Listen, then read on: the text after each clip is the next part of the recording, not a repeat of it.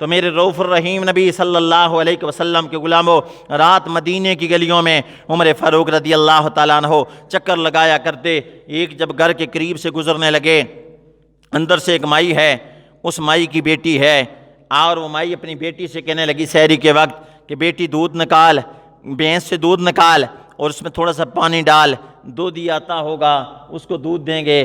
تو بیٹی کہنے لگی میری امی وقت کا بادشاہ رسول اللہ کا خلیفہ عمر ہے، امیر المومنین عمر ہے، اگر انہیں پتہ چل گیا ملاوٹ کرتے ہیں بڑی سخت سزا دے گا۔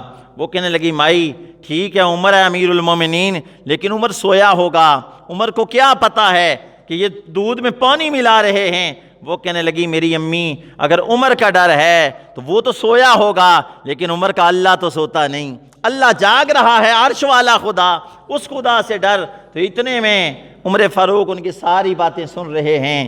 اللہ اکبر، رات ختم ہوئی، مسجد نبوی میں پہنچے، نماز پڑھی۔ نماز پڑھنے کے بعد حضرت عمر فاروق رضی اللہ تعالیٰ عنہ نے اس گھر کا پتہ پوچھا، فرمایا کس کا گھر ہے؟ بتایا گیا وہ ایک بیوہ کا گھر ہے، خاوند کا وصال ہو گیا، ایک ہی اس کے گھر میں بچی ہے، کمانے والا بھی کوئی نہیں ہے۔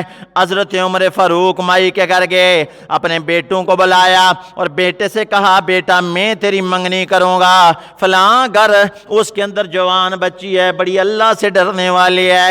آج جب کوئی بھی بندہ منگنی کے لیے تیاری کرتا ہے، مال کو دیکھا جاتا ہے یا جمال کو دیکھا جاتا ہے، اللہ کے دین کو نہیں دیکھا جاتا کہ آیا کہ نمازی بھی ہیں یا کہ نہیں، حرام و حلال کی پہچان بھی کرنے والے ہیں یا کہ نہیں، اللہ اکبر، قرآن پڑھنے والے ہیں یا کہ نہیں۔ آج اس چیز کو پس پشت ہم نے ڈال دیا، بس مال اور جمال دیکھنا شروع کر دیا۔ لیکن میں کہتا ہوں وہ جوان کیسے ترقی کرے گا، کیسے کمائی کرے گا، کیسے آگے نکلے گا، جس کی توجہ دوسرے گھر کے مال پر ہوتی ہے کہ میری زوجہ کو گاڑی مل جائے، میں جناب والا کمائی کا ذریعہ بناؤں گا، یا اس کو بڑی بھاری رقم مل جائے وہ لے کر میں کوئی کاروبار شروع کروں گا۔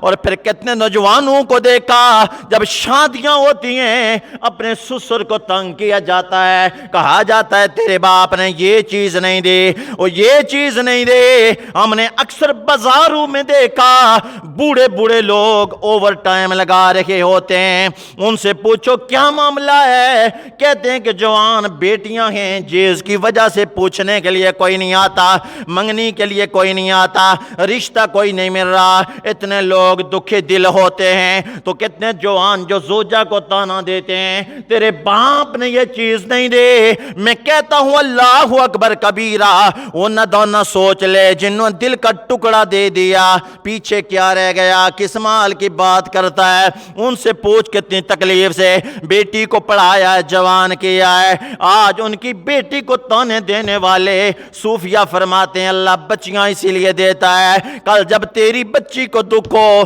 پھر تجھے پتا چلے کہ بچیوں کے دکھ کیا ہوتے ہیں۔ یہ تو ماں باپ کو جیتے جیتے ختم کر دیتے ہیں۔ عمر فاروق اس گھر میں پہنچے اور مائی سے کہنے لگے مائی میرا بیٹا جوان ہے اور تیرے گھر یہ پیغام تیرے گھر اس لیے آیا ہوں، اپنے بیٹے کی منگنی کرنی ہے۔ مائی بڑی خوش ہو گئی کہ غریبوں کے گھر کوئی آتا نہیں، خاوند کا بھی وصال ہو گیا، کوئی میرے پاس ساز و سامان نہیں ہے، وقت کا امیر المومنین اس کے بچے کا رشتہ آیا ہے۔ مائی بھی خوش ہو گئی، بیٹی بھی خوش ہو گئی کہ رشتہ اچھا مل گیا۔ پھر کچھ عرصے کے بعد شادی ہوئی، جب مائی کی بیٹی اس گھر میں جاتی ہے تو حضرت عمر فاروق کہنے لگے آج کے بعد تو عمر کی بیٹی ہے، میں تیرا باپ ہوں، تجھے کوئی تکلیف ہو تو مجھے بتا دینا۔ اور کہنے لگے بیٹی وہ رات جو اپنی ماں سے گفتگو کر رہی تھی، طویل عرصہ گزر گیا، وہ بات مجھے بتا دے۔ وہ کہنے لگے آپ کو کیا پتا؟ فرمایا میں تمہارے گھر کے باہر ساری باتیں سن رہا تھا، وہ مجھے سب کچھ پتا ہے، باتیں سن لیتے۔